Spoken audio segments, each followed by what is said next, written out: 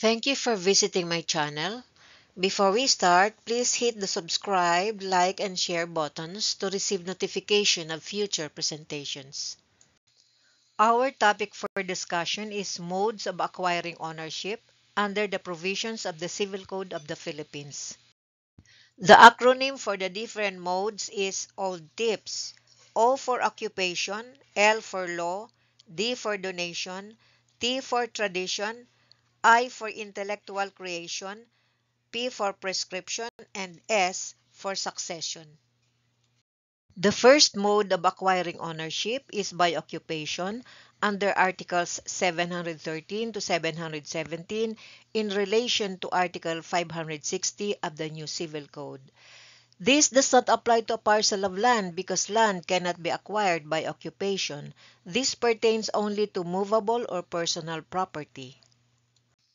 What are the requisites for occupation as a mode of acquiring ownership? First, the property must be corporeal personal property. Second, the property must be susceptible of appropriation. Third, seizure with intent to appropriate. Fourth, the property must be res nullius or there is no owner, or res derelict meaning abandoned property. And fifth, observance of conditions prescribed by law. Occupation may pertain to animals, including wild or feral animals, tamed or domesticated animals, and tame or domestic animals. It may also pertain to swarm of bees and pigeons and fish. As to wild or feral animals, ownership over them may be acquired by seizure like hunting or fishing in open season by means not prohibited by law. However, wild animals are possessed only while they are under one's control. As to tamed or domesticated animals, the general rule is they belong to the tamer but upon recovering freedom are susceptible to occupation unless claimed within 20 days from seizure by another. The 20-day period is to be counted from the occupation by another person. This period having expired, they shall pertain to him who has caught and kept them. As to tame or domestic animals, they are not acquired by occupation except when abandoned. Domesticated or tamed animals are considered domestic or tame if they retain the habit of returning to the premises of the possessor. As to the occupation of a swarm of bees, the owner of a swarm of bees shall have the right to pursue them to another's land, indemnifying the possessor of the latter for the damage. If the owner has not pursued the swarm or ceases to do so within 2 consecutive days, the possessor of the land may occupy or retain the same. As to pigeons and fish which from their respective breeding places pass to another pertaining to a different owner shall belong to the latter, provided they have not been enticed by some artifice or fraud. The next mode of acquiring ownership is law. Under this mode, we have hidden treasure under Articles 438 to 439 and 718 of the new Civil Code. For a more thorough discussion of hidden treasure, please follow the link provided below. Article 439 of the new Civil Code defines treasure thus: by treasure is understood for legal purposes any hidden and unknown deposit of money, jewelry, or other precious objects, the lawful ownership of which does not appear. Article 438 provides, hidden treasure belongs to the owner of the land, building, or other property on which it is found. Nevertheless, when the discovery is made on the property of another, or of the state, or any of its subdivisions, and by chance, one half thereof shall be allowed to the finder. If the finder is a trespasser, he shall not be entitled to any share of the treasure.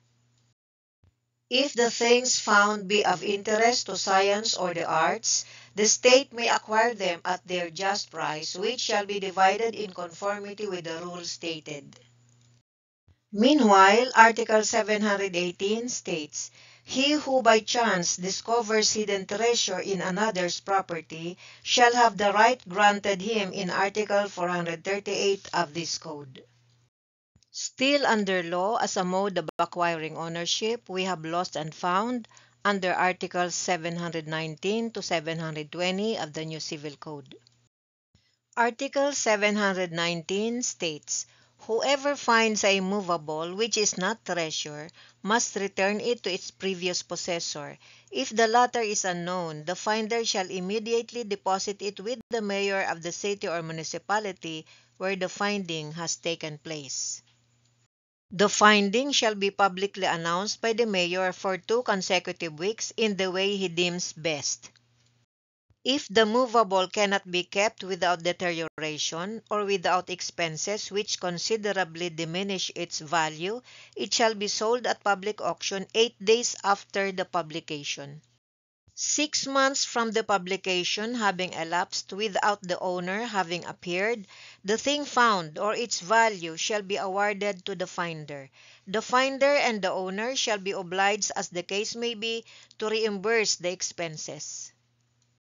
Article 720 states, "If the owner should appear in time, he shall be obliged to pay as a reward to the finder 1/10 of the sum or of the price of the thing found." The third mode of acquiring ownership is by donation under Articles 725 to 773 of the New Civil Code. Donation is an act of liberality whereby a person disposes gratuitously of a thing or a right in favor of another who accepts it. Donation is a formal or solemn contract, and there are formalities required by law for its validity. Where the object of donation is a movable, the requirements are provided in Article 748, which says, "The donation of a movable may be made orally or in writing. An oral donation requires the simultaneous delivery of the thing or of the document representing the right donated. If the value of the personal property donated exceeds 5,000 pesos, the donation and the acceptance shall be made in writing. Otherwise, the donation shall be void." Where the object donated is an immovable, the formal requirements are provided in Article 749, which says, "In order that the donation of an immovable may be valid, it must be made in a public document, specifying therein the property donated and the value of the charges which the donee must satisfy. The acceptance may be made in the same deed of donation or in a separate public document, but it shall not take effect unless it is done during the lifetime of the donor. If the acceptance is made in a separate instrument, the donor shall be notified thereof in an authentic form, and this step shall be noted in both instruments." There are 3 kinds of donation as to the time of effectivity. First, donation inter vivos under Article 729 of the New Civil Code. Second, donation by reason of marriage or donation propter nuptias under Article 82 of the Family Code. And third, donation mortis causa under Article 728 of the New Civil Code. Donation inter vivos takes effect during the lifetime of the donor. Donation by reason of marriage or donation propter nuptias takes effect before the celebration of marriage, and donation mortis causa takes effect upon the death of the donor. What may be donated? All present property or part thereof of the donor may be donated, provided that 1. He reserves in full ownership or usufruct sufficient means for support of himself and all relatives entitled to be supported by the donor at the time of acceptance. 2. No person may give or receive by way of donation more than what he may give or receive by will. Also, he should reserve property sufficient to pay the donor's debts contracted before the donation, otherwise the donation is presumed to be in fraud of creditors. And 3. If the donation exceeds the disposable or free portion of his estate, the donation is inofficious. What is an inofficious or excessive donation? A donation is inofficious or excessive if it violates Article 752 of the New Civil Code, which states in part, No person may give or receive by way of donation more than what he may give or receive by will. The donation shall be in officious in all that it may exceed this limitation. The following are the effects of inofficious or excessive donation. 1. It shall be reduced with regard to the excess. 2. But this reduction shall not prevent the donations from taking effect during the lifetime of the donor, nor shall it bar the donee from appropriating the fruits. 3. Only those who at the time of the donor's death have a right to the legitim and their heirs and successors in interest may ask for the reduction of inofficious donations. And 4. If there being two or more donations, the disposable portion is not sufficient to cover all of them, those of the more recent date shall be suppressed or reduced with regard to the excess. And what may not be donated? Article 751 provides, donations cannot comprehend future property. By future property is understood anything which the donor cannot dispose of at the time of the donation. Article 739 of the New Civil Code enumerates the void donations. Number 1 in the list is those made between persons guilty of adultery or concubinage at the time of the donation. Number 2 are those made between persons guilty of the same criminal offense if the donation is made in consideration thereof. And number 3 is those made to a public officer, his spouse, descendants, and/or ascendants by reason of his office. Meanwhile, Article 765 of the New Civil Code provides for the grounds for revocation of donation by reason of ingratitude, and they are the following. First in the list is if the donee should commit some offense against the person, the honor, or the property of the donor or of his wife or children under his parental authority. Number 2 is if the donee imputes to the donor any criminal offense or any act involving moral turpitude, even though he should prove it, unless the crime or the act has been committed against the donee himself, his wife, or children under his authority. And number 3, if he unduly refuses him support when the donee is legally or morally bound to give support to the donor. Article 753 gives us the general rule and the exceptions as to whether accretion applies in donations. It says, when a donation is made to several persons jointly, it is understood to be in equal shares, and there shall be no right of accretion among them unless the donor has otherwise provided. The preceding paragraph shall not be applicable to donations made to the husband and wife jointly, between whom there shall be a right of accretion if the contrary has not been provided by the donor. The fourth mode of acquiring ownership is by way of tradition under Articles 1497 to 1501 of the New Civil Code. For a discussion of the kinds of delivery, please follow the link provided below. The fifth mode of acquiring ownership is by intellectual creation under Articles 721 to 724 of the New Civil Code. By intellectual creation, the following persons acquire ownership. 1. The author with regard to his literary, dramatic, historical, legal, philosophical, scientific, or other work. 2. The composer as to his musical composition. 3. The painter, sculptor, or other artist with respect to the product of his art. And 4. The scientist or technologist or any other person with regard to his discovery or invention. The author and the composer mentioned in numbers 1 and 2 of the preceding article shall have the ownership of their creations even before the publication of the same. Once their works are published, their rights are governed by the copyright laws. The painter, sculptor, or other artist shall have dominion over the product of his art even before it is copyrighted.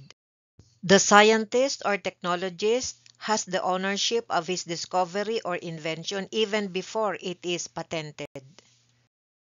Letters and other private communications in writing are owned by the person to whom they are addressed and delivered, but they cannot be published or disseminated without the consent of the writer or his heirs.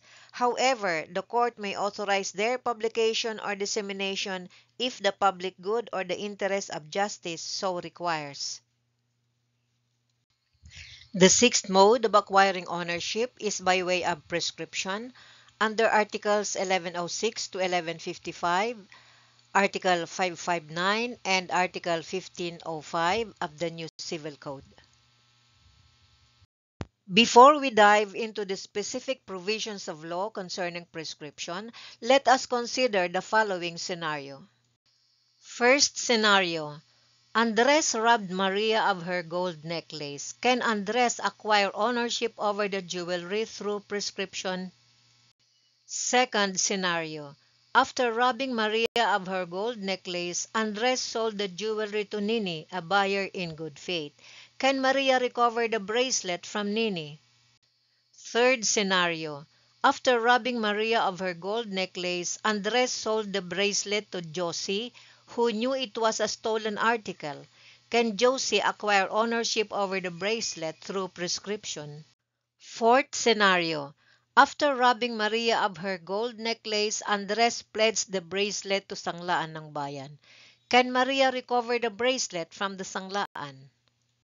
However, Andres did not repay his loan from the Sanglaan, so the pledged necklace was foreclosed. Petra purchased the necklace during the public sale or subasta following the foreclosure. Can Maria recover the bracelet from Petra? Fifth scenario. Andres sold the stolen bracelet to a small jewelry shop from which it was purchased by Nancy. Can Maria recover the bracelet from Nancy? Sixth scenario. Juan's family have lived on a section of a forest land for generations. Can they acquire ownership over the land through prescription? Seventh scenario. For generations, Bong's family have lived on a parcel of land owned by Digong. Can Bong acquire ownership over the land through prescription? Eighth scenario. Maria, a Filipina, and John, an American, are married. Using John's money, the couple purchased a 1-hectare farmland under Maria's name. Subsequently, however, their relationship soured and the couple parted ways, with John retaining possession of the farmland. Can John acquire ownership over the farmland through prescription? Ninth scenario. Lulu, an OFW, purchased a house and lot in Cavite and asked her sister Lily to execute the deed in her behalf because she couldn't come home to sign the deed. Lily agreed, and with Lulu's permission, Lily occupied the property while the former was abroad. When Lulu came home, however, Lily refused to turn over the property, arguing that she was the registered owner thereof. What is Lulu's remedy to recover her property, if any? What is prescription as a mode of acquiring ownership? Article 1106 defines prescription thus: by prescription, one acquires ownership and other real rights through the lapse of time in the manner and under conditions laid down by law. In the same way, rights and conditions are lost by prescription. Prescription is either acquisitive or extinctive. Acquisitive prescription is the acquisition of ownership and other real rights through possession of a thing in the manner and condition provided by law. It may be ordinary or extraordinary. Ordinary requires possession of things in good faith and with just title for the time fixed by law, and extraordinary pertains to the acquisition of ownership and other real rights without need of title or good faith or any other condition. Extinctive prescription, on the other hand, is the loss or extinguishment of property rights or actions through the possession by another of a thing for the period provided by law, or through failure to bring the necessary action to enforce one's right within the period fixed by law. This slide pertains to prescription or limitation of actions to recover movables, and this one pertains to the prescription or limitation of actions to recover immovables. As to the prescription or limitation of other actions, please refer to the following slides.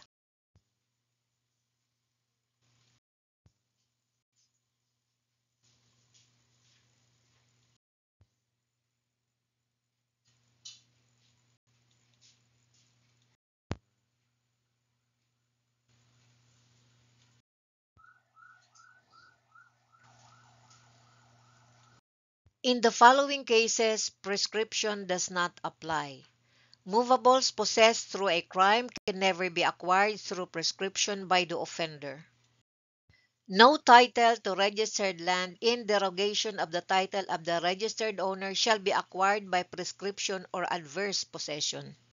Likewise, prescription does not apply to demand a right-of-way or to bring an action to abate a public or private nuisance.